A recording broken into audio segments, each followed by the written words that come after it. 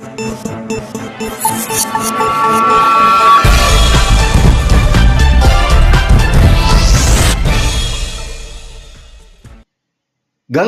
ಬಂದ್ಗೆ ಮದ್ಯದ ಅಂಗಡಿಗಳ ಮಾಲೀಕರ ಬೆಂಬಲ.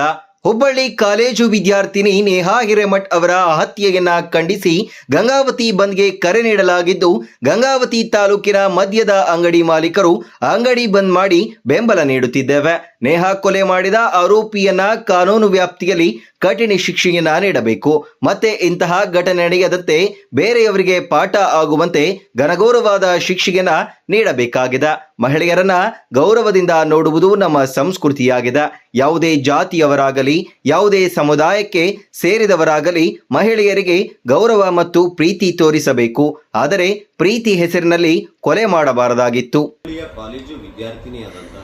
ಕೂಡಲೇ ನೇಹಾ ಕೊಲೆ ಮಾಡಿದ ಯುವಕನಿಗೆ ಗಲ್ಲು ಶಿಕ್ಷೆ ಆಗಬೇಕಾಗಿದೆ. ವಿಶೇಷ ತ್ವರಿತ ನ್ಯಾಯಾಲಯದ ಮೂಲಕ ಆದಷ್ಟು ಬೇಗ ಶಿಕ್ಷೆಯನ್ನ ಪ್ರಕಟಿಸಬೇಕು ಎಂದು ಆಗ್ರಹಿಸಿದ್ದಾರೆ. ಹಾಗೂ ಗಂಗಾವತಿ ತಾಲೂಕು ಮದ್ಯ ಮಾರಾಟದ ಮಾಲೀಕರು ಈ ಗಂಗಾವತಿ